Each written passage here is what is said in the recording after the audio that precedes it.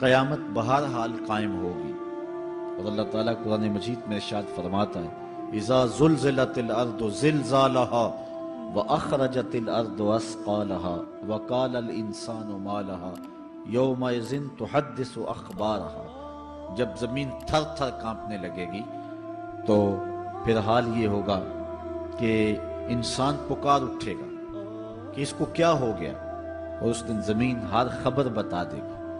آج زمین کے جس جس گوشے اور ٹکڑے پہ بندہ داد عیش دیتا رہا ہے، گناہ کرتا رہا ہے، دروازے بند کر کے لوگوں کی نگاہوں سے چھپتا رہا ہے، لیکن قیامت کے دن زمین سلطانی گواہ بن جائے گی، اور جو کہا ہر شے سامنے آ جائے گی۔ اسی طرح جو نیکی جہاں بھی کی ہے وہ بھی قیامت کے دن سامنے آ جائے گی۔ قیامت قائم ہونے سے قبل کچھ نشانیاں ظاہر ہوں گی جو حضور علیہ السلام نے بیان فرمائی۔ قیامت کب قائم ہوگی اس کے وقت کا تعین نہیں فرمایا، بلکہ جب بھی آئے گی اچانک آئے گی، لیکن اتنا بتایا کہ دن جمعۃ المبارک کا ہوگا اور عاشورے کا دن ہوگا، 10 محرم الحرام کی تاریخ ہوگی، اور شام کے میدان میں میدان محشر لگے گا۔ اسرائیل علیہ السلام سور پھونکیں گے اور اس کی آواز سے پہلے تو خوف پیدا ہوگا، پھر خوف بڑھتا جائے گا اور آواز بھی تیز ہوتی جائے گی۔ اس کی تیزی اور ہولناکی ایسی ہوگی کہ کانوں کے پردے پھٹنے لگیں گے، پھر اس کے بعد جو ہے وہ ہر شے اڑنے لگے گی۔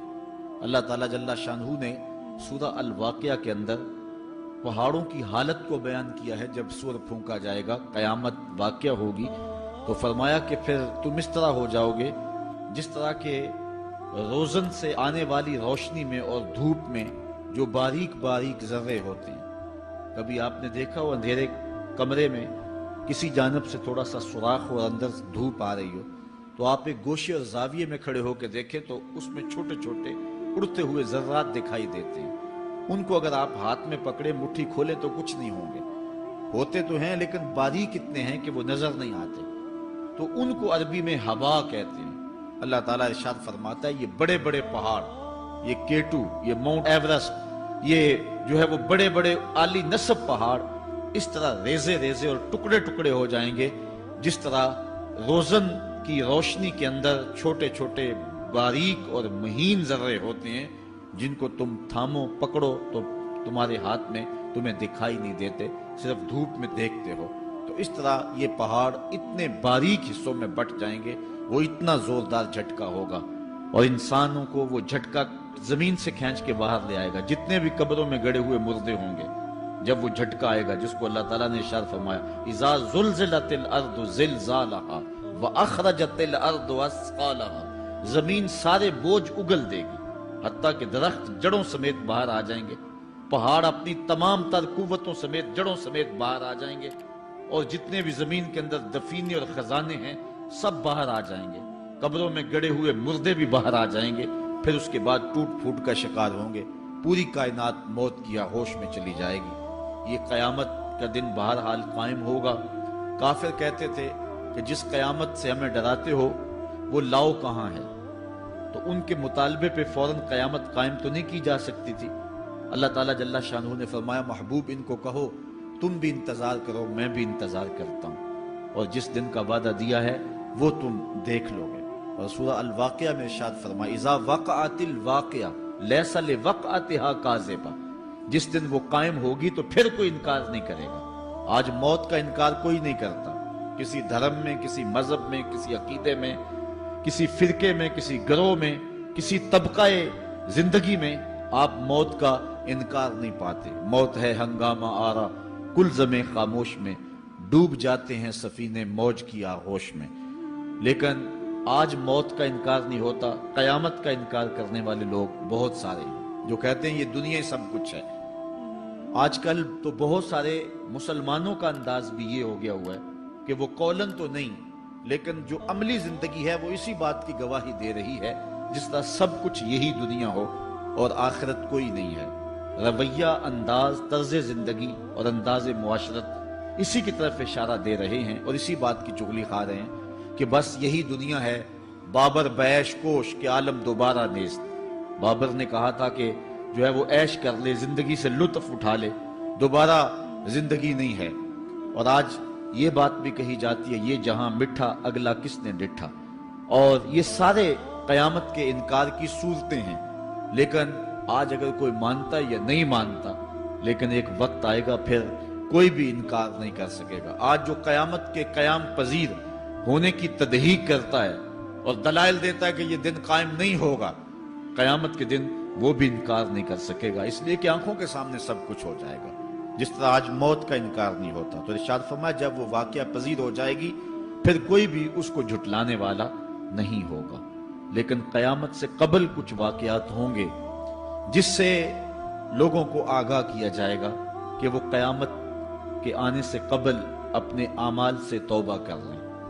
آج تو توبہ کا دروازہ کھلا ہے، لیکن قرب قیامت میں سورج مغرب سے دوبارہ طلوع ہو جائے گا، جو ہی غروب ہوگا، غروب ہونے کے بعد دوبارہ طلوع ہو کے عصر کے وقت پہ آ جائے گا، اور پھر اس کے بعد دوبارہ غروب ہو جائے گا۔ تو یہ قیامت سے 40 سال پہلے ہوگا، اس کے بعد توبہ کا دروازہ بند کر دیا جائے گا۔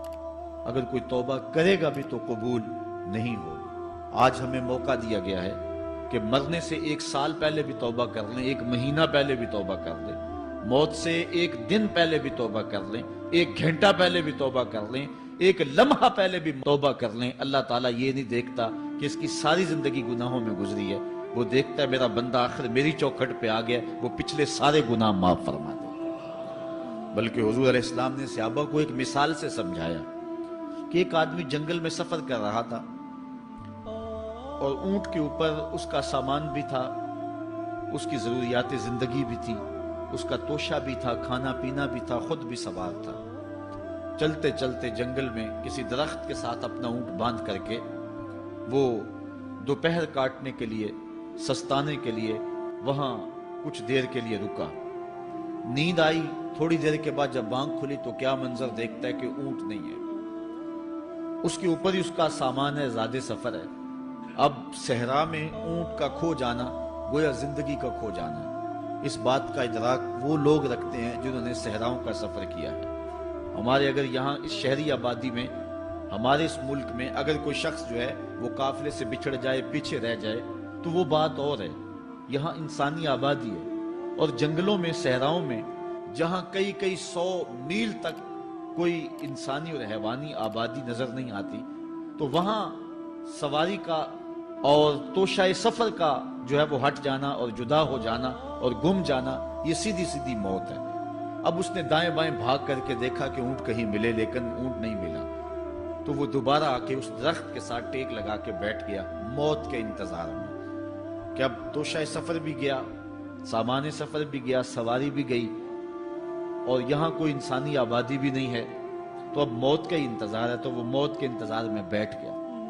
اچانک اس کو نیند آ گئی، تھوڑی دیر کے بعد آنکھ کھلی تو اس نے کیا منظر دیکھا کہ اونٹ جو ہے وہ اس کے پاس کھڑا ہوا ہے اور ماں ساز و سامان کھڑا ہوا ہے۔ تو پھر اس کو اتنی خوشی ہوئی، اونٹ کیا ملا، زندگی مل گئی۔ اس نے کہا اللہم انت عبدی وانا ربک، اے اللہ تو میرا بندہ اور میں تیرا رب۔ کہنا اس نے یہ تھا اے اللہ میں تیرا بندہ اور تو میرا رب، لیکن فرحت و مسرت سے، وفور خوشی سے اس کی زبان بل کھا گئی، اور اسے خوشی میں ہوش ہی نہ رہا کہ میں کیا کہہ رہا ہوں۔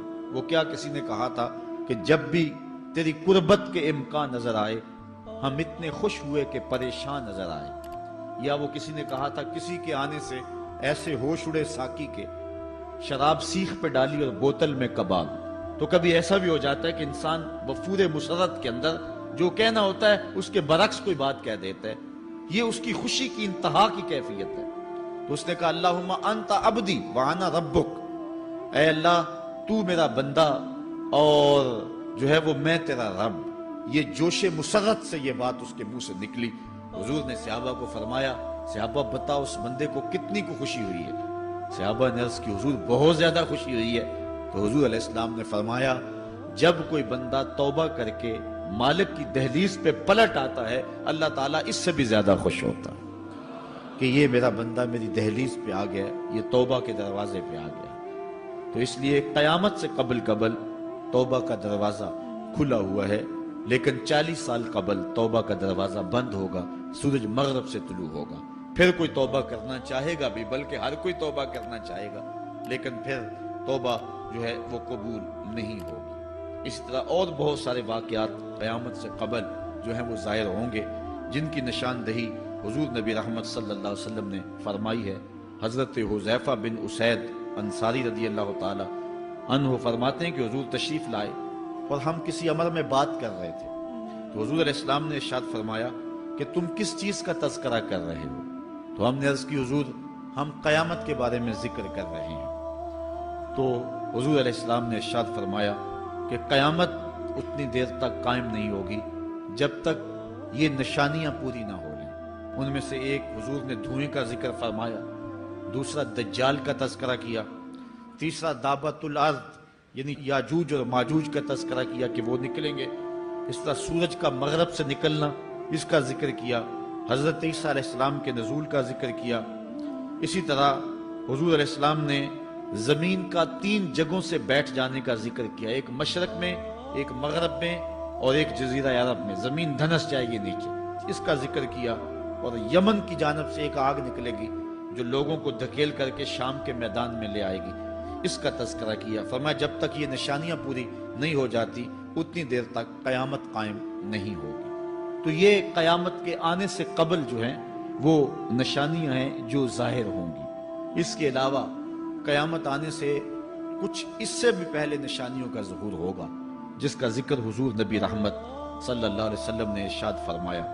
حدیث جبریل اس پہ بہت معروف ہے، جس کو حضرت عمر بن خطاب رضی اللہ تعالیٰ عنہ روایت کرتے ہیں۔ آقا کریم علیہ السلام کی خدمت میں کہتے ہیں ہم حاضر تھے کہ ایک شخص آیا کہ جس کے سیاہ کالے بال تھے اور سفید رنگ کا اس نے لباس پہنا ہوا تھا، اہل مدینہ سے وہ تھا نہیں، اور اس کے چہرے پر، لباس پر، بشرے پر آثار سفر بھی ظاہر نہیں تھے۔ اگر مقامی ہوتا تو ہم جانتے ہوتے، اور اگر باہر سے آیا ہوتا تو اس کے چہرے پر، لباس پر جو ہے وہ سفر کے آثار ہوتے۔ اس زمانے میں اس طرح کے سفر تو نہیں تھے آسانی اور سہولت والے، تو جو بھی سفر کر کے دور سے آتا تو اس کا چہرہ بتاتا یہ مسافر ہے۔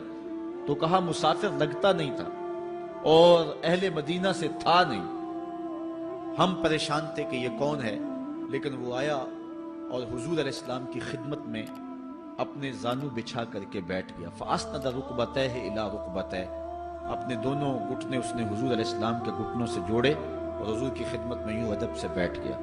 پھر اس نے حضور علیہ السلام سے اسلام کے بارے میں پوچھا، حضور علیہ السلام نے جواب دیا، پھر اس نے کہا بالکل آپ نے سچ فرمایا ہے۔ ہم حیران ہوئے، خود ہی سوال کرتا ہے، خود ہی تصدیق کرتا ہے۔ پھر اس نے حضور سے ایمان کے بارے میں پوچھا، حضور نے کچھ ارشاد فرمایا ایمان یہ ہے، تو اس نے کہا بالکل صدقتا، آپ نے سچ کہا ہے۔ تو ہم پھر حیران ہوئے کہ خود ہی یہ سوال پوچھ رہا ہے اور خود ہی اس کی تائید کر رہا ہے۔ پھر اس نے احسان کے بارے میں پوچھا، تو حضور علیہ السلام نے اس کو جواب دیا کہ احسان یہ ہے کہ اللہ کی عبادت اس طرح کرے کہ تو اسے دیکھ رہا ہے، اور اگر یہ کیفیت نہیں ہے تو کم از کم یہ کیفیت پیدا کر لے کہ وہ تجھے دیکھ رہا ہے۔ اس نے کہا آپ نے سچ کہا۔ پھر اس کے بعد اس نے کہا مجھے اب قیامت کے بارے میں بتائیں۔ حضور علیہ السلام نے فرمایا جو ہے وہ مسئول سائل سے عالم نہیں ہے۔ تو اس نے کہا اچھا پھر مجھے قیامت کے کچھ نشانیاں بیان فرما دیں۔ تو حضور علیہ السلام نے اس شخص کو جو نشانیاں بیان فرمائیں وہ یہ تھی کہ لونڈی اپنی مالکہ کو جنم دے گی، بکریاں چرانے والے، اونٹ چرانے والے، ننگے پاؤں والے اور ننگے بدن والے تم دیکھو گے کہ عمارتیں بنانے میں ایک دوسرے سے آگے بڑھنے کی کوشش کریں گے۔ بہرحال تھوڑی دیر تک وہ حضور کی خدمت میں بیٹھا رہا، اس کے بعد جب چلا گیا تو تھوڑی دیر گزری تو حضور نے فرمایا عمر جانتے ہو یہ شخص کون تھا؟ عرض کی اللہ و رسولہ عالم، اللہ اور اس کا رسول جانتا ہے۔ فرمایا یہ جبریل امین تھا جو تمہیں تمہارا دین سکھانے کے لیے آیا تھا۔ تو حضرت جبریل امین نے آ کر کے حضور سے جو 4 سوالات کیے ان میں سے ایک سوال یہ تھا قیامت کب آئے گی اور قیامت کی نشانیاں کیا ہیں؟ تو حضور نے یہ نشانیاں بیان فرمائیں کہ لونڈی اپنی مالکہ کو جنم دے گی، اور یہ نشانی اب ہمارے سامنے ہے کہ آج اولادیں اپنے جو ہے وہ ماں باپ کی آقا بنی ہوئی ہیں، بیٹی آج ماں کی حکمران بنی ہوئی ہے۔ یہ دور جس کی نشاندہی کی وہ بالکل آج ہمارے سامنے ہے۔ حضرت ابو ہریرہ رضی اللہ تعالیٰ عنہ سے ایک روایت ہے جس کو نبی رحمت صلی اللہ علیہ وآلہ وسلم سے وہ بیان کرتے ہیں۔ بینما النبی صلی اللہ علیہ وسلم یحدث اذ جاء اعرابی فقال متی الساعہ۔ حضرت ابو ہریرہ فرماتے ہیں کہ ہم حضور کی خدمت میں بیٹھے ہوئے تھے، ایک شخص حاضر ہوا، اس نے حضور سے کہا کہ حضور قیامت کب آئے گی؟ یہ سوال کیا، متی الساعہ، قیامت کب آئے گی؟ آقا کریم علیہ السلام نے اس کو جواب دیا، اذا ضیعت الامانہ فانتظر الساعہ، جب امانت کو ضائع کر دیا گیا تو سمجھ لے قیامت آ گئی۔ جب امانت کو ضائع کر دیا جائے گا تو سمجھ لے قیامت آ گئی ہے۔ قال کیف اضاعتها، عرض کی حضور امانت کو ضائع کرنا کیا مفہوم رکھتا ہے، اس کا مطلب کیا ہے؟ تشریح پوچھی حضور سے، تو حضور علیہ السلام نے جو جواب دیا وہ سماعت کیجئے۔ قال اذا وسد الامر الى غیر اہلہ فانتظر الساعہ، فرمایا جب معاملات نااہل لوگوں کے سپرد کر دیے جائیں تو سمجھ لے کہ قیامت آ گئی۔ جب مسندوں کے اوپر مسندوں کے حقدار نہیں ہوں گے، جب زاغوں کے تصرف میں عقابوں کا نشیمن آ جائے گا، جب تخت و تاج کے مالک غدار، بے دین اور نااہل لوگ ہوں گے، جب تخت و تاج کی حکمرانی اور مسلح و امامت کے مسند کے اوپر بیٹھنے والے بھی نااہل ہوں گے، تو پھر سمجھ لینا کہ قیامت جو ہے وہ ظاہر ہو رہی ہے، اور قیامت کا پھر انتظار کرنا۔ آج جس زمانے سے ہم گزر رہے ہیں، ہم ذرا نظر اٹھا کر کے دیکھیں تو جس بھی منصب پر ہم کسی شخص کو دیکھتے ہیں، الا ماشاءاللہ کثیر تعداد یہی ہے کہ نااہل لوگ جو ہیں وہ عالی مرتبت مناصب کے اوپر بیٹھے ہوئے ہیں، جو کہ ان کے حقوق کو اور ان کے انتظام کو بھی نہیں جانتے، جو اس مسند کے تقاضوں سے بھی آگاہ نہیں ہیں، وہ بھی اس مسند کے اوپر بیٹھے ہوئے ہیں۔ ایک زمانہ تھا، یہ ہمارے بچپن کی کہانی ہے، کہ ایک مرتبہ اسمبلی میں بحث ہوئی آبپاشی کے بارے میں، کہ فصلوں تک معقول پانی نہیں پہنچتا اور جو ہے وہ فصل اچھے طریقے سے جو ہے وہ نہیں اگ پا رہی، اور ہمارا ملک زرعی ملک ہے، تو اس کے بارے میں سوچا جائے۔ تو بہرحال اس پہ جب بحث شروع ہوئی تو ایک رکن اسمبلی اٹھا، اس نے کہا کہ پہلی بات تو یہ ہے کہ فصلوں تک پانی پہنچتا ہی نہیں ہے، اور دوسری بات یہ ہے جو پہنچتا بھی ہے وہ بھی راستے میں جو بجلی والے ہیں وہ بجلی نکال لیتے ہیں، اب وہ بجلی نکل چکی ہوتی ہے پانی سے، اب وہ خالی پانی جو ہے وہ فصلوں کو کیا کرے گا؟ تو جب نااہل لوگ ایسی مسندوں کے اوپر اور ایسے مناصب کے اوپر بیٹھے ہوئے ہوں گے اور ہم لوگ ان کو منتخب کرتے ہیں، تو پھر آپ قیامت کا انتظار کیجئے، پھر قیامت آنے میں کوئی دیر نہیں ہے۔ تو حضور علیہ السلام نے دو لفظوں کے اندر قیامت کے بارے میں یہ بات ارشاد فرما لی۔ یہ میں نے آپ کو اپنے بچپن کی کہانی سنائی ہے، لیکن اس دور کی کوئی ایک کہانی ہو تو میں آپ کے سامنے رکھوں۔ اس دور میں تو جو عالی مرتبت مناصب کے اوپر بیٹھے ہوئے انہیں سورہ فاتحہ تک نہیں آتی، سورہ اخلاص تک نہیں آتی ہے، تو اب بتاؤ کہ یہ قیامت کے قرب کی علامت ہے کہ نہیں ہے؟ آپ دیکھیں جس تخت پہ بھی، جس تاج پہ بھی، اور جس مسند اور منصب پہ بھی جو موجود ہے، کیا وہ اس کا حق ادا کر سکتا ہے یا اس کی اہلیت رکھتا ہے؟ وہ کیا کسی شاعر نے کہا تھا کہ ہر شاخ پہ الو بیٹھا ہے، انجام گلستاں کیا ہوگا؟ اور رومی نے اپنے زمانے میں کہا تھا کہ سگ وزیرو گرگ میرو موشرا درباں شود، این ارکان سلطنت ملک را ویراں شود۔ یہ ایک دردناک کہانی ہے، لیکن قیامت کی نشانیوں کے حوالے سے آپ اس بات کو سمجھیں اور حضور علیہ السلام کے فرمان کی روشنی کے اندر ہم اپنے حالات کا جائزہ لیں۔ حضرت انس رضی اللہ تعالی عنہ سے ایک روایت ہے، کہتے ہیں سمیت رسول اللہ صلی اللہ علیہ وسلم یقولو، میں نے حضور علیہ السلام کو فرماتے ہوئے سنا ہے۔ یہ حضرت انس رضی اللہ تعالیٰ عنہ وہ صحابی ہیں جنہوں نے 10 سال تک حضور کی نوکری کی ہے، اور کہتے ہیں 10 سال میں ایک بار بھی ایسا نہیں ہوا کہ حضور نے مجھے اف بھی کہا ہو۔ کہتے ہیں کبھی ایسا ہوتا کہ میرے ہاتھ سے کوئی برتن ٹوٹ جاتا، ازواج مطہرات جو ہیں وہ اس پہ ناراض ہونے لگتی تو حضور علیہ السلام روک دیتے، فرماتے اسے کچھ نہ کہو، اس برتن کی عمر ہی اتنی لکھی ہوئی تھی، یہ اتنے عرصے کے لیے ہی پیدا کیا گیا تھا۔ تو آقا کریم علیہ السلام نے جو ہے وہ ازواج مطہرات کو بھی روکا کہ وہ مجھے جھڑکے نہ۔ خدمت رسول اللہ صلی اللہ علیہ وآلہ وسلم 10 سنین، میں نے پورے 10 سال حضور کی نوکری کی ہے۔ بلکہ جب آپ کہیں گے کہ حضور کے خادم کا نام کیا ہے، سارے صحابی حضور کے خادم ہیں، لیکن نام حضرت انس رضی اللہ تعالی عنہ کا آئے گا، یہ حضور علیہ السلام کے خادم خاص ہیں، اور حضور سے بہت ساری باتیں انہوں نے سنی ہیں۔ تو ان باتوں میں سے ایک بات کہتے ہیں، سمیت رسول اللہ صلی اللہ علیہ وسلم یقولو، میں نے رسول کریم صلی اللہ علیہ وسلم کو کہتے ہوئے سنا، ان من اشراط الساعۃ ان یرفع العلم، قیامت کی نشانیوں میں سے ایک نشانی یہ ہے کہ علم اٹھا لیا جائے گا، جہالت پھیل جائے گی، علم اٹھا لیا جائے گا۔ آج لفظ زیادہ ہو گئے، انفارمیشن زیادہ ہو گئی، لیکن جس کو علم کہا جاتا ہے، جو مومن کے سینے کا جمال اور نور ہے، آج وہ اٹھا لیا گیا ہے۔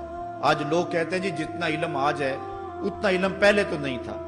آج کوئی غزالی دکھاؤ، کوئی رازی دکھاؤ، کوئی رومی دکھاؤ، کوئی احمد بن حنبل جیسا شخص دکھاؤ، کوئی محمد بن حسن شیبانی جیسا شخص دکھاؤ، کوئی امام ابو حنیفہ کے نالین کی خاک جیسا شخص بھی دکھاؤ، تو یہ ایک غلط بات ہے کہ جی پہلے زمانے میں اتنا علم نہیں ہوتا تھا، اب علم بہت زیادہ ہو گیا، جی علم بہت زیادہ پھیل گیا۔ علم نہیں پھیلا ہے، یہ چند معلومات ہیں، انفارمیشن کا دور ہے، اور خبریں ہیں۔ جو علم ہے، جو کہ مومن کے سینے کا جمال ہے اور باطن کا نور ہے، جو زندگی کی راہوں کو اجالتا ہے اور زمانے کو مالک کی دہلیز کے قریب کرتا ہے اور انسان کو انسانیت سکھاتا ہے، وہ علم جو ہے وہ اٹھتا چلا جا رہا ہے۔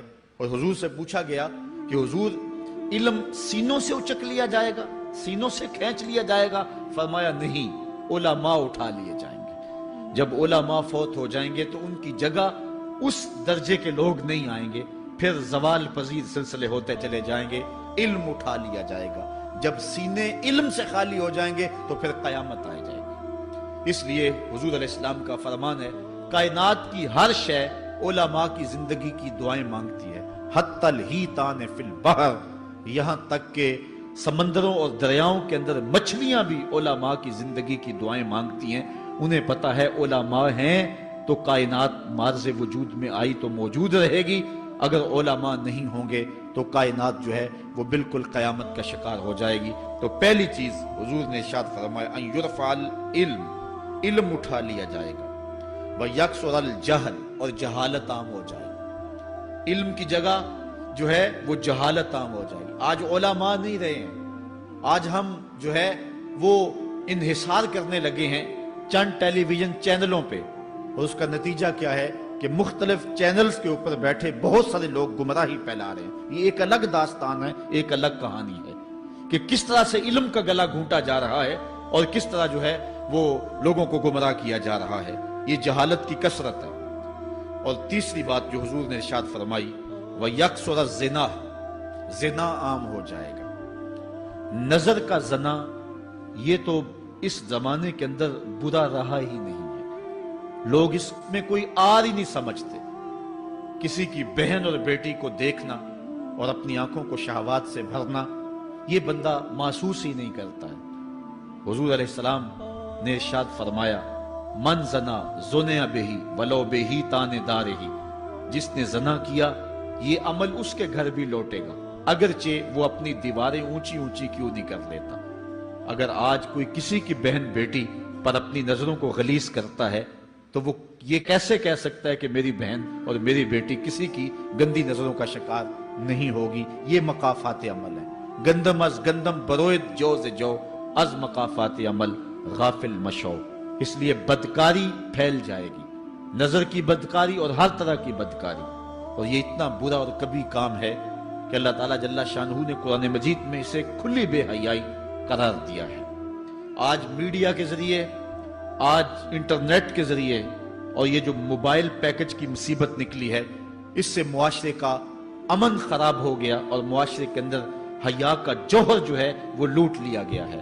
اپنی نسلوں کی حفاظت کریں، ان کے ہاتھوں سے جو ہے وہ ناول چھینیں، اور ان کے ہاتھوں سے جو ہے وہ اس طرح کی مخرب اخلاق سیڈیز چھین لیں، اور ان کے ہاتھوں میں اللہ کا قرآن دیں اور رسول کریم علیہ السلام کی احادیث تھمائیں۔ اور ان کو راہ حق کا مسافر بنائیں۔ یہ ذمہ داری ہے والدین کی۔ کل قیامت کے دن ایک عورت 4 مردوں کو جہنم میں لے جائے گی۔ عرض کیا گیا وہ کیسے؟ فرمایا ایک عورت کو حکم ہوگا جہنم کا تو وہ عرض کرے گی مالک میرے باپ کو بلایا جائے۔ باپ کو بلایا جائے گا، یا اللہ یہ میرا باپ ہے، میں اس کی بیٹی، میری تربیت کا جوہر اس کے ہاتھ میں تھا، آج جن بدکاریوں اور گناہوں کے سبب جہنم میں جا رہی ہوں اس کا ذمہ دار یہ ہے۔ وہ باپ جس نے اپنی بیٹی کو سب کچھ دیا، اپنی اولاد کی تعلیم کے لیے اپنے پلاٹ بیچ دیے، جائیدادیں فروخت کر دی، نہیں دیا تو دین نہیں دیا، کل قیامت کے دن وہ اللہ کے حضور کیا جواب دے گا؟ ارشاد ہوگا اسے بھی پکڑو، اس کے باپ کو بھی پکڑو اور جہنم میں لے جاؤ۔ عرض کرے گی نہیں مالک میرے بھائی کو بلایا جائے۔ بھائی کو بلایا جائے گا، مالک یہ میرا بھائی ہے، میں اس کی غیرت تھی، میں جن راہوں پہ چل کر کے تیرے عتاب اور تیرے قہر و غضب کی حقدار بنی اس کا ذمہ دار یہ ہے۔ اگر یہ مجھے روکتا، اپنی آبرو کی حفاظت کرتا، اپنی ناموس کا پہرا دیتا تو میں ان راستوں کی مسافر کیسے بنتی؟ میری خرابی کا ذمہ دار یہ ہے۔ اب وہ بھائی کیا جواب دے گا جو چوکوں اور موڑوں پہ کھڑا ہو کے آنے اور جانے والی بہنوں اور بیٹیوں کو دیکھتا ہے اور یہ سمجھتا ہے کہ میری بہنیں اور میری بیٹیاں گھر میں محفوظ ہیں؟ وہ قیامت کے دن کیا جواب دے گا؟ ارشاد ہوگا اسے بھی پکڑو، اس کے باپ کو بھی پکڑو، بھائی کو بھی پکڑو، جہنم میں لے جاؤ۔ عرض کرے گی نہیں مالک میرے شوہر کو بھی بلایا جائے۔ بلایا جائے گا، مالک یہ میرا شوہر ہے اور میں اس کی بیوی، میری تربیت کا جوہر ماں باپ کے بعد اس کے ہاتھ میں تھا اور اس کے پاس طلاق کی دھمکی ایسی چیز تھی، مجھے جو چاہتا منواتا اور جس انداز میں ڈھالنا چاہتا مجھے ڈھال لیتا، لیکن اس نے مجھے کبھی راہ حق کی طرف نہیں بلایا تھا۔ وہ شوہر کیا جواب دے گا جو خود اپنے دوستوں کو چائے پہ بلا کے اور اپنی بیوی کو سامنے برہنہ منہ بٹھا کے بعد میں اس کے حسن کی داد مانگتا ہو، بتاؤ بھابی کیسی ہے؟ تو وہ کیا جواب دے گا قیامت کے دن؟ ارشاد ہوگا اس کو بھی پکڑو، اس کے باپ کو بھی، اس کے شوہر کو بھی اور اس کے بھائی کو بھی جہنم میں لے جاؤ۔ عرض کرے گی نہیں مالک میرے بیٹے کو بھی بلایا جائے۔ بیٹے کو بلایا جائے گا، مالک یہ میرا بیٹا ہے، میں اس کی ماں ہوں، میرے سینے میں اس کے لیے تڑپتی ہوئی ممتا تو نے رکھی تھی، یہ روٹھ جاتا تو زندگی اجاڑ ہو جاتی، جو بھی چاہتا ضد کر کے منوا لیتا، مجھے کسی کے گھر کے برتن بھی مانجنے پڑے تو میں نے اس سے بھی گریز نہیں کیا، اس کی ہر فرمائش کو پورا کیا، اپنا زیور بیچ کے اس کی تعلیم مکمل کروائی۔ اگر یہ ضد کرتا کہ امی آپ نماز نہیں پڑھتی، میں آپ کے ہاتھ کا کھانا نہیں کھاؤں گا، امی آپ یہ عمل کیوں کرتی ہیں، یہ شریعت میں جائز نہیں ہے، تو میں جو ہے وہ کھانا نہیں کھاؤں گا، تو کیا میری ممتا مجبور نہ ہو جاتی؟ اس نے ساری زندگی کیا مجھے اس کے بارے میں کوئی کہا تھا، نیکی کی طرف بلایا تھا، بدی سے روکا تھا؟ جس بیٹے نے اپنی ماں سے ہر ضد پوری کروائی ہو تو اس نے صرف دین کے بارے میں کوئی ضد نہیں کی ہے، تو وہ کل قیامت کے دن کیا جواب ہوگا؟ ارشاد ہوگا اسے بھی پکڑو، اس کے باپ کو بھی پکڑو، اس کے خاوند کو بھی پکڑو، بھائی کو بھی پکڑو، بیٹے کو بھی پکڑو اور پانچوں کو گھسیٹ کے جہنم میں لے جاؤ۔ فرمایا ایک عورت 4 مردوں کو قیامت کے دن جہنم میں لے جائے گی۔ اس لیے میں اور آپ آج دیکھ لیں کہ ہمارا آخرت کا معاملہ کیا ہونے والا ہے اور ہم نے اس دنیا کے اندر کس طرح اپنی حفاظت کرنی ہے۔ چوتھی چیز جو حضور نے ارشاد فرمائی، وَيَكْسُرَ شُرْبَ الْخَمْرِ، اور شراب پینا عام ہو جائے گا۔ یہ قرب قیامت کی علامت ہے۔ آج ہماری ایلیٹ کلاس میں اور ہمارے آیان حکومت، آیان سلطنت اور سیاستدانوں اور جو ہے وہ عالی نسب خاندان جو شمار کیے جاتے ہیں، ان میں شراب پانی کی طرح سمجھی جاتی ہے، اور آج ہمارے ملک کے اندر جو ہے وہ کتنے شراب خانے موجود ہیں اور کتنے ٹنوں کے حساب سے جو ہے وہ بیرون ملک سے شراب درآمد کی جاتی ہے۔ یہ قرب قیامت کی نشانی ہے کہ شراب عام ہو جائے گی۔ ایک روایت میں آتا ہے شارب الخمر کعابد الوثن، شراب پینے والا بت پوجنے والے کی طرح ہے۔ کتنا سخت فرمایا گیا، اور کل قیامت کے دن سخت رسوا ہوگا جو دنیا کے اوپر شراب پیتا رہا ہوگا۔ اللہ تعالی ہم سب کو محفوظ فرمائے۔ وَيَكِلَّ الرِّجَالِ وَيَكْسُرُ النِّسَاءِ، اور ایک نشانی حضور نے یہ ارشاد فرمائی کہ مرد تھوڑے ہو جائیں گے اور عورتیں زیادہ ہو جائیں گی۔ ایک تو عورتوں کی افزائش زیادہ ہوگی، اور دوسری بات مختلف ہنگاموں میں، حادثات میں اور جنگوں میں مرد قتل کر دیے جائیں گے اور عورتیں زیادہ ہو جائیں گی، یہاں تک کہ حضور نے فرمایا حتی یکونا لخمسین امراتن القیم الواحد، یہاں تک کہ 50 عورتوں کا ایک مرد منتظم ہوگا۔ 50 عورتیں ہوں گی اور کمانے والا صرف ایک مرد ہوگا۔ یہ قرب قیامت کے حالات ہیں جو حضور نے بیان کیے۔ حالات اس طرف بڑھ رہے ہیں اور ایک وقت وہ آنے والا ہے کہ بالکل جو حضور نے فرمایا وہ چیزیں سامنے آئیں گی۔ حضرت ابو سعید خدری رضی اللہ تعالی عنہ سے ایک روایت سنیے۔ حضور نے ارشاد فرمایا، مجھے قسم ہے اس رب کی جس کے قبضے میں میری جان ہے، اتنی دیر تک قیامت نہیں آئے گی، یہ وقت بھی آئے گا کہ جانور انسان سے باتیں کریں گے، انسان ان کی بولی سمجھے گا اور وہ ان سے باتیں کریں گے۔ وَحَتَّى تُكَلِّمَ الرَّجُلَ عَذْبَةُ صَوْتِهِ، اور اس کے کوڑے کی جو رسی ہے، اس کا جو پھندنا ہے، وہ بھی انسان سے باتیں کرے گا۔ وَالشِّرَاكُ نَالِهِ، اور اس کے جوتے کا تسمہ بھی اس سے بات کرے گا۔ یخبر فاخذہ بما احدث اہلہ بعدہ، اس کا گھٹنا اس کو بتا دے گا اس کے بعد میں اس کے گھر والوں نے جو باتیں کی۔ یہ حالات پیدا ہو جائیں گے۔ آج موبائل اور جدید ٹیکنالوجی آ رہی ہے تو اس بات کو سمجھنا مشکل نہیں ہے۔ اس زمانے کے اندر جبکہ ان چیزوں کا تصور بھی نہیں تھا، صحابہ نے پھر بھی یقین کیا کہ ہوگا، حضور نے کہا ہے اور آگے بیان کیا، اور آج تو حالات نظر آ رہے ہیں کہ بالکل جو حضور نے بتایا وہ سب کچھ جو ہے وہ ہونے والا ہے۔ حضرت ابو ہریرہ رضی اللہ تعالی عنہ سے ایک روایت ہے، یہ وہ صحابی ہیں جنہوں نے سب سے زیادہ حضور علیہ السلام کے فرامین امت تک پہنچائے ہیں، کثرت کے ساتھ حضور کی صحبت کا دور پایا اور اصحاب صفہ میں سے تھے، زندگی کا ایک ایک لمحہ حضور کی قربت میں گزارا۔ حضرت ابو ہریرہ رضی اللہ تعالیٰ عنہ فرماتے ہیں کہ رسول کریم صلی اللہ علیہ وسلم نے ارشاد فرمایا، اذا اتخذ الفیء دیوالا، جب مال غنیمت کو، جب سرکاری خزانے کو اپنی ذاتی دولت سمجھا جائے گا، اس میں تصرف کیا جانے لگے گا، سرکاری خزانے میں لوگ جس طرح چاہیں گے تصرف کریں گے، ایک زمانہ آئے گا اور وہ دیکھ لو بالکل ہمارے سامنے۔ والامانۃ مغنما، اور امانت کو مال غنیمت سمجھا جائے گا، جس طرح غنیمت بندہ استعمال کرتا ہے وہ امانت کو اس طرح غنیمت سمجھے گا اور اس کو جو ہے وہ غصب کر جائے گا۔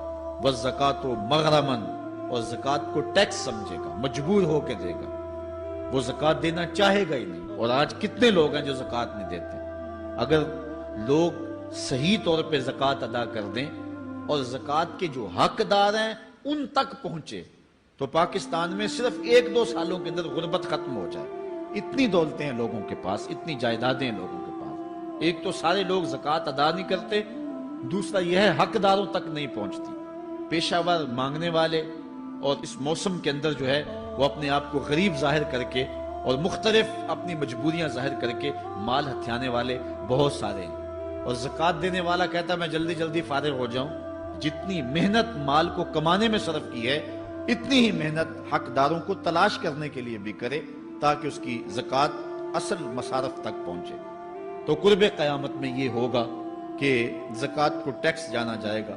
وَتُعُلِّمَ لِغَيْرِ الدِّينِ، اور علم دین کے لیے حاصل نہیں کیا جائے گا، دین کے علاوہ کے لیے حاصل کیا جائے گا۔ اس کے 2-3 مفاہیم ہیں۔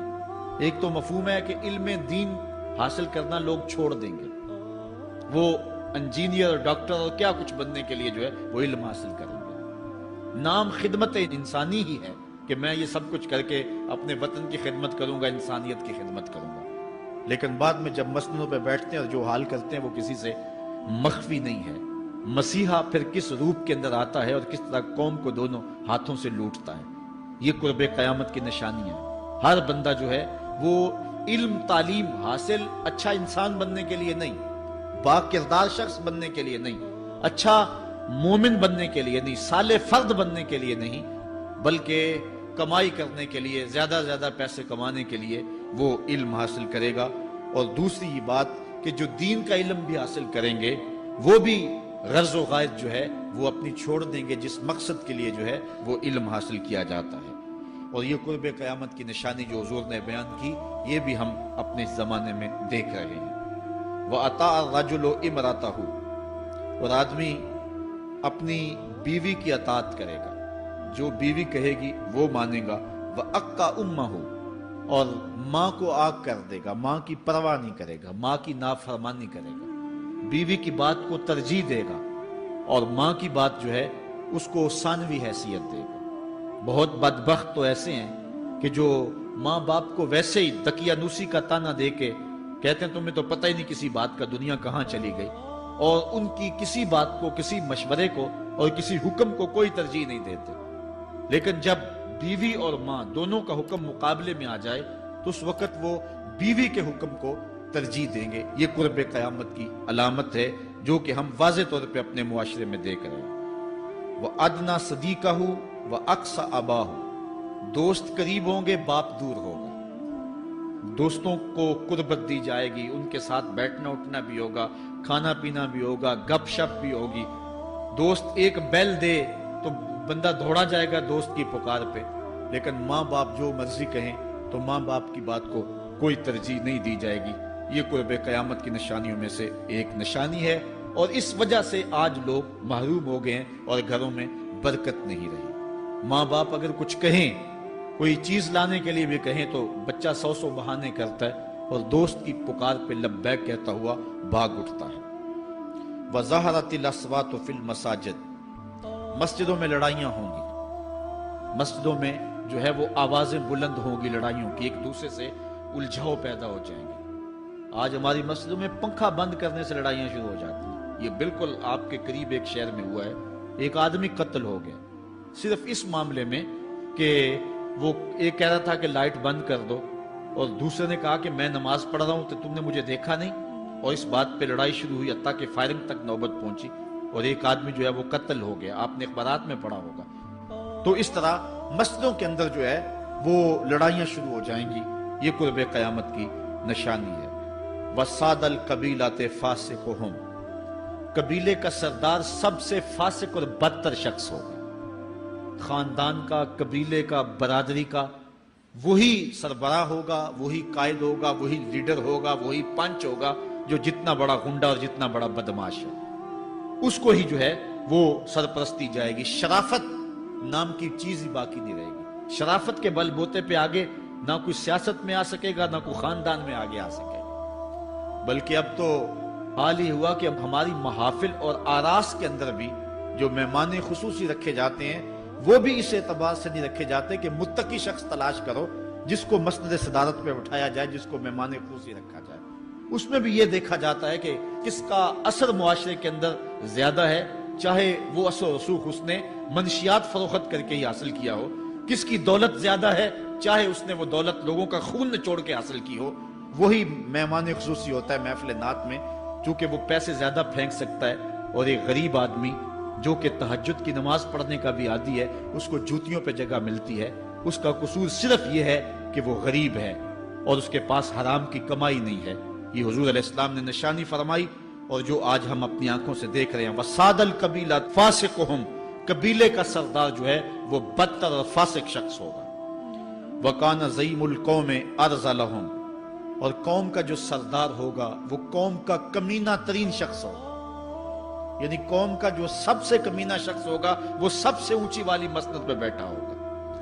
اور آپ دیکھ لیں، صرف پاکستان میں نہیں پوری دنیا پہ دیکھ لیں کہ ایسا نہیں دیکھ رہے ہم کہ جو بدبخت ہے، جو کمینہ ترین شخص ہے، فلک نے بخشی ہے انہیں خواجگی، جو جانتے نہیں روش بندہ پروری کیا ہے، جن کو اپنے نفع نقصان کا بھی نہیں پتا، اپنے آپ کا بھی شعور نہیں ہے، ہم کون ہیں، کس لیے آئے ہیں، جو مقصد حیات سے بھی آگاہ نہیں ہے، تو وہ قوم کے سردار ہوں گے، سیاسی تنظیمیں ہوں یا دیگر تنظیمات ہوں، الا ماشاء اللہ اکثر حال یہی ہے جو اللہ کے محبوب علیہ السلام نے بیان فرمایا، جہاں کہیں بھی شرافت، نجابت اور اچھے لوگوں کو برتری ہے، آہستہ آہستہ وہ کم ہوتی چلی جائے گی، اور یہی ہوگا سارے کا سارا نظام جب قیامت آئے گی تو یہی ہوگا کہ جتنا برا شخص ہوگا، جتنا کرپٹ شخص ہوگا، جتنا ظالم شخص ہوگا، جتنا ڈاکو لٹیرا اور انتہائی کمینہ صفت شخص ہوگا، وہی جو ہے وہ قوموں کا سردار ہوگا۔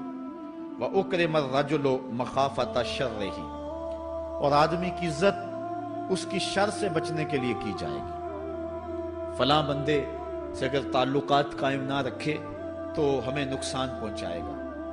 آج 10 نمبر کا غنڈہ بھی ہو تو لوگ اس سے تعلق ضرور استوار رکھتے ہیں، یہ فخر سمجھتے ہیں۔ آج کل افطار پارٹیاں ہو رہی ہیں اور اس میں ان کو بلایا جاتا ہے دعوت افطار پر جنہوں نے روزے ہی نہیں رکھے ہوئے۔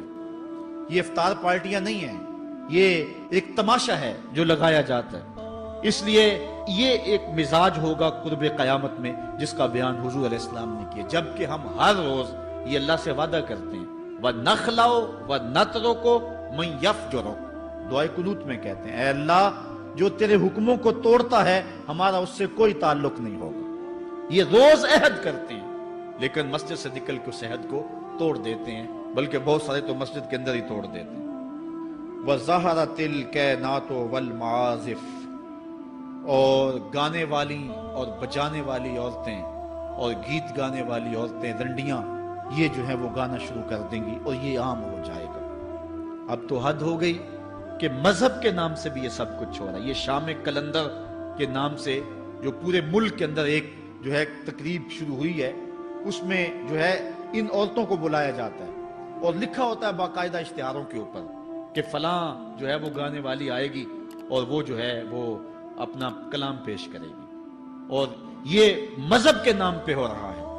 اور حد یہ ہو گئی کہ یہ بڑھتا ہی چلا جا رہا ہے۔ اس کو روکنے کی گو مربوط کوششیں بھی نہیں ہوئی، لیکن ایک ایسا عمل تھا کہ جس کو ہر صاحب شخص برا سمجھتا ہے، لیکن اس کے باوجود یہ پھیلتا چلا جا رہا ہے۔ اور جو کچھ معاشرے میں ہو رہا ہے وہ حضور علیہ السلام نے پہلے ہی نشاندہی کی۔ وَشُرِبَتِ الْخُمُورُ، اور شرابیں پی جائیں گی، رنڈیاں ناچیں گی، گانے گائیں گی اور شرابیں پی جائیں گی۔ وَلَعَنَ آخِرُ هَذِهِ الْأُمَّةِ أَوَّلَهَا، اس امت کے بعد میں آنے والے لوگ پہلے گزروں پر لعنت کریں گے، کہیں انہیں تو پتہ ہی نہیں ہے۔ پاکستان کے اندر باقاعدہ آرٹیکل چھپے اخبارات میں کہ محمد بن قاسم جو ہے وہ ڈاکو تھا، سلطان محمود غزنوی لٹیرا تھا، یہ مضامین شائع ہوئے۔ صحابہ کو گالیاں نہیں دی جا رہی، کتنے لوگ ہیں جو صحابہ کو برا بھلا کہتے ہیں، اور حضور علیہ السلام کے والدین طیبین جن کی وساطت سے یہ درے اور گوہر شاہوار ہمیں نصیب ہوا، ان والدین کو ممبروں پہ بیٹھ کے کیا جہنمی نہیں کہا جا رہا؟ تو یہ وہ زمانہ، کیا امام حسین کو باغی نہیں کہا جا رہا؟ پہلے لوگ اندر داخل ہو کے کرتے تھے اور کتابچے چھاپتے تھے، اب آہستہ آہستہ ممبروں پہ بھی آ گئے اور یہ بات کہی جانے لگی ہے۔ اس پر باقاعدہ اجتماعات منعقد ہوتے ہیں، اس پہ کہا جاتا ہے۔ ایک ٹی وی چینل کے اوپر یزید کو جو ہے وہ رحمت اللہ تعالی علیہ کہا گیا، کیا کچھ نہیں ہوا، یہ سب کچھ آپ کے سامنے ہے، یہ حضور نے بیان فرمایا، یہ ہونا تھا۔ آقا کریم علیہ السلام نے ارشاد فرمایا وہ وقت آئے گا کہ جو آخر والے ہوں گے وہ سمجھیں گے کہ ہم ہی جو ہے وہ دیندار ہیں، ہمیں دین کا ٹھیکہ، اور پچھلوں پر لعنت بھیجیں گے کہ انہیں کیا پتا تھا دین کا۔ آج پچھلوں کے عقائد پر حملے ہو رہے ہیں اور انہیں مشرک کہا جا رہا ہے۔ میں نے ایک دن کہا تھا یہ بڑے زور سے کہا جاتا ہے جو یا رسول اللہ کہے وہ مشرک ہو جاتا ہے۔ میں نے کہا دیکھو اس فتوے کا اثر کہاں تک جاتا ہے۔ حضور علیہ السلام کے سارے صحابی آقا کریم علیہ السلام کی موجودگی کے اندر بھی، اور پھر دیکھیے مسلمہ کذاب کے مقابلے میں جو جنگ لڑی گئی، اس جنگ کے اندر حضرت خالد بن ولید نے لکھا کہ کافر بھی اللہ اکبر کا نعرہ لگاتے ہیں، ہم بھی اللہ اکبر کا نعرہ لگاتے ہیں، فرق ہی نہیں معلوم ہوتا اپنا کون سا ہے اور بیگانہ کون سا ہے۔ تو حضرت صدیق اکبر نے لکھا کہ جب وہ اللہ اکبر کا نعرہ لگائیں تم اس کے جواب کے اندر یا محمد آہو کا نعرہ لگاؤ۔ وَقَانَ شِعَارُ الْمُسْلِمِينَ يَوْمَئِذٍ یا محمد آہو، اس دن مسلمانوں کا شعار ہی یہ تھا، جو یا محمد یا رسول اللہ کہتا تھا وہی مومن مانا جاتا تھا، باقی کو تہے تیگ کر دیا جاتا تھا۔ تو اگر یا رسول اللہ کہنا شرک ہے تو پھر سارے صحابی، وہ 10,000 صحابہ جو جنگ یمامہ میں شامل تھے، ان کے بارے میں پھر کیا کہو گے؟ پھر حضرت زین العابدین کے بارے میں کیا کہو گے جو کربلا کے میدان میں مدینے کی طرف منہ کر کے کہہ رہے ہیں یا رحمت للعالمین ادرک لزین العابدین؟ پھر حضرت زینب کے بارے میں کیا کہو گے؟ یا محمد آہو یا محمد آہو ھذا حسین مزمل بالدماء، جو کربلا میں کھڑا ہو کے کہہ رہی ہیں اے میرے نانا حضور، اے محمد عربی، آپ کے حسین کو دیکھو خون میں نہا گیا ہوا ہے۔ تو پھر کیا یہ فتویٰ تمہارا کہاں تک پہنچے گا؟ نہ صحابہ بچیں گے، نہ اہل بیت بچیں گے، اور نہ اولیاء امت بچیں گے، جنہوں نے کہا تھا یا رسول اللہ انظر حالنا یا حبیب اللہ اسمع قالنا۔ تو یہ قیامت کی نشانیاں ہیں کہ اگلے جو ہیں وہ پچھلوں پر لعنتیں بھیجیں گے، ان کو برا بلا کہیں گے، صحابہ کو گالیاں، اہل بیت کو گالیاں، نواسب میں کیا کچھ نہیں کیا ہے۔ اور آج بھی جو دنیا کے اوپر ناسبی ہیں وہ اہل بیت کے بارے میں کیا کیا زبان استعمال نہیں کرتے، حضور کے والدین کے بارے کیا کچھ نہیں کہا جاتا۔ تو یہ سب کچھ ہونے والا ہے جو حضور علیہ السلام نے بیان کیا، کچھ ہو رہا ہے اور کچھ تم دیکھو گے اپنی آنکھوں کے سامنے۔ پھر ارشاد فرمایا فَارْتَقِبُوا عِنْدَ ذَلِكَ رِيحًا حَمْرَاءَ وَزَلْزَلَةً وَخَسْفًا وَمَسْخًا وَقَذْفًا وَآيَاتٍ تُتَابِعُ كَنِظَامٍ قُطِعَ سِلْكُهُ فَتُتَابِعُ۔ فرمایا کہ پھر جب یہ حالات ہوں گے اور یہ پوری طرح حالات معاشرے میں پیدا ہو جائیں گے تو پھر سرخ آندیاں آئیں گی، پھر انتظار کرنا سرخ آندیوں کا، وَزَلْزَلَةً اور زلزلے کا انتظار کرنا، وَخَسْفًا وَمَسْخًا وَقَذْفًا اور دھنسنے کا انتظار کرنا، اوپر سے پتھروں کے نازل ہونے کا اور شکلوں کے بگڑنے کا انتظار کرنا۔ اور آگے فرمایا وَآيَاتٍ اور ایسی نشانیاں آئیں گی ایک دوسرے کے پیچھے آئیں گی، جس طرح تسبیح کا دھاگا ٹوٹ جائے تو پیدل پہ اس کے دانے گرتے ہیں، تو یہ سارے عذاب جن کا ذکر حضور نے کیا میں مسلسل اوپر نیچے یہ تمہارے تک پہنچیں گے۔ حضرت انس رضی اللہ تعالیٰ عنہ سے ایک اور روایت لیتے ہیں، حضور علیہ السلام نے ارشاد فرمایا لا تقوم الساعة حتى يتقارب الزمان فتكون السنة كالشهر والشهر كالجمعة وتكون الجمعة كاليوم ويكون اليوم كالساعة وتكون الساعة كالدرمة بالنار۔ فرمایا جب قیامت آئے گی اتنی دیر تک قائم نہیں ہو سکتی جب تک زمانے مختصر نہیں ہو جائیں گے، زمانے سمٹ نہیں جائیں گے، حتیٰ کہ سال مہینے جتنا ہو جائے گا، اور مہینہ ایک جمعۃ المبارک جتنا ہو جائے گا، اور ایک جمعہ ایک دن جتنا ہو جائے گا، اور ایک دن ایک گھڑی جیسا ہو جائے گا، اور ایک گھڑی ایسے ہوگی جس طرح آگ کا شعلہ جلایا اور وہ بجھ گیا۔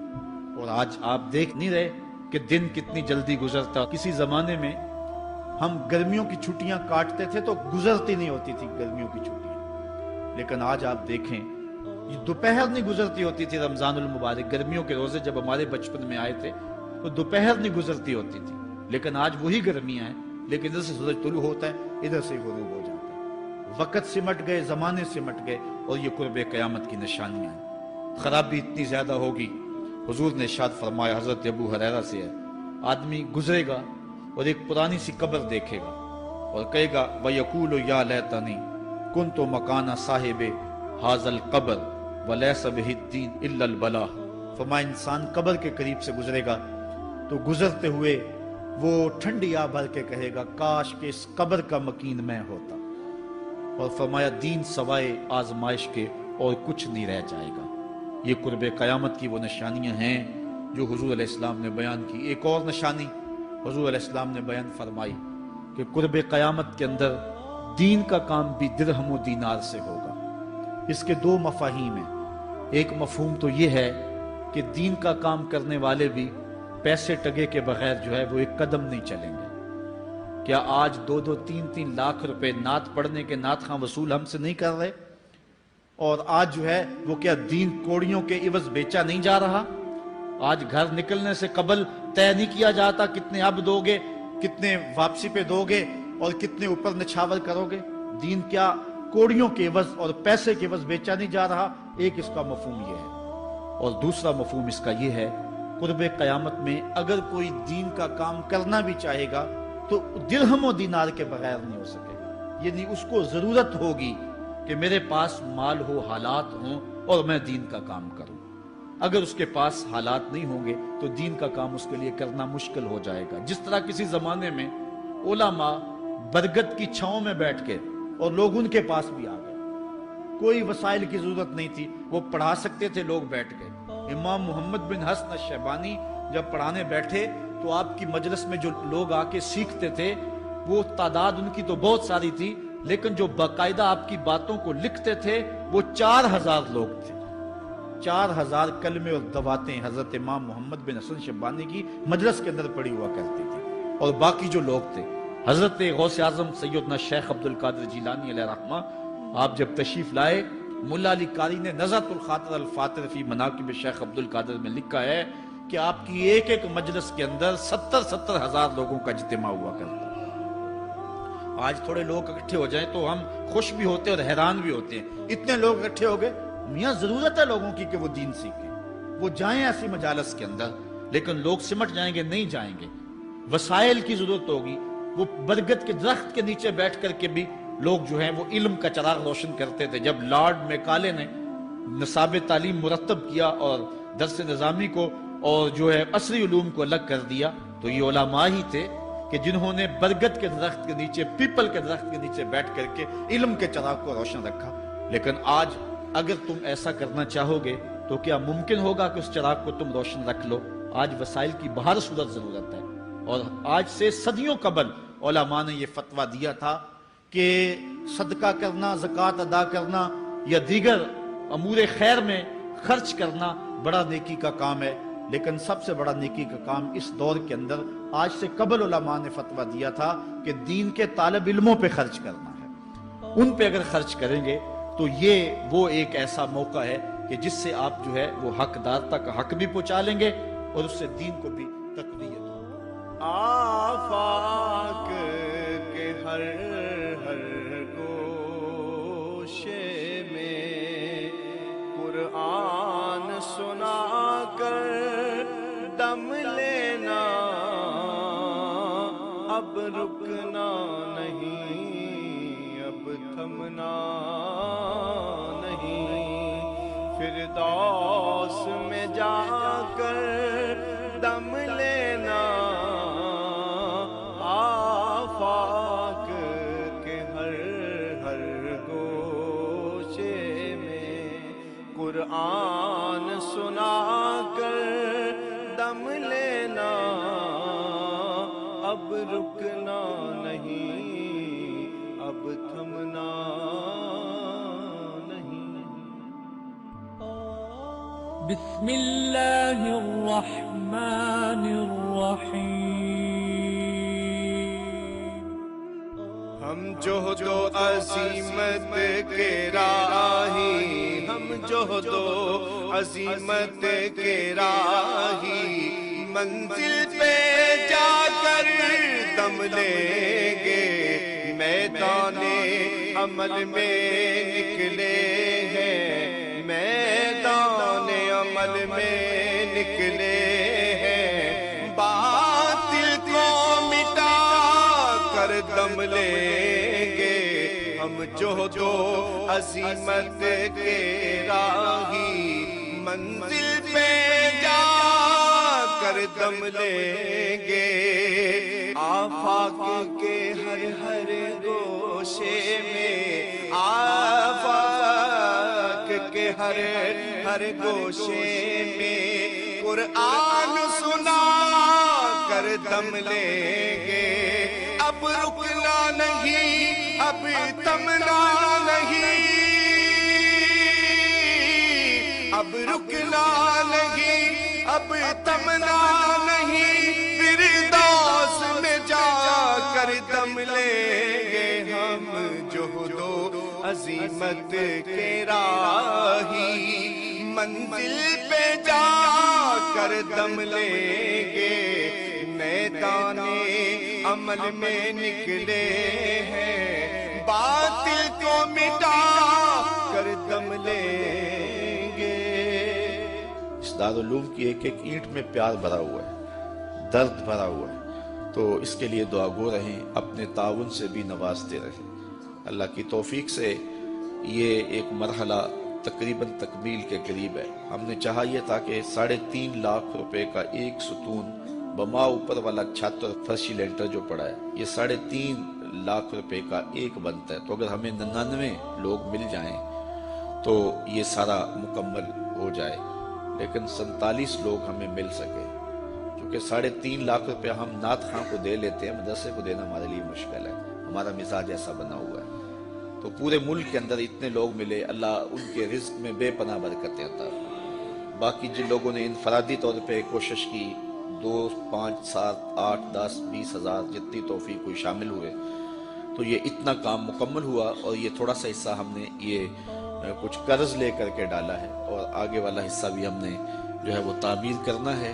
جب اوپر والی چھت کا مرحلہ پہنچے گا تو ایک ستون بما چھت کے صرف 2 لاکھ روپے تک جو ہے وہ ممکن ہوگا۔ احباب اگر اس حوالے سے جو ہے وہ تعاون فرمائیں۔ جامعۃ المصطفیٰ کے جو ماہانہ اخراجات ہیں اس سلسلے کے اندر باہر سے معاونت فارم اگر وصول کر لیں، ایک بچے کا اوسط خرچہ تقریباً 1200 سے 1500 روپے تک ہے، اگر ایک بچے کا خرچہ اپنے ذمے لے لیں، ہمارا نمائندہ ہر مہینے وصول کر لے گا، تو یہ ایک تعاون کی صورت ہوگی۔ بہرحال جس طرح جس سے بن پڑے، اپنے مرحومین کے اصالِ ثواب کے لیے، اس کی تعمیر کے لیے آپ نے کوشاں رہنا ہے۔ جس نے ایک پائی بھی اس جامعہ کے لیے خرچ کی، اے اللہ اس کو جزائے جزیل دے۔ جس نے گزرتے ہوئے پیار کی نظر سے دیکھ بھی لیا، اس کو بھی جزائے جزیل عطا۔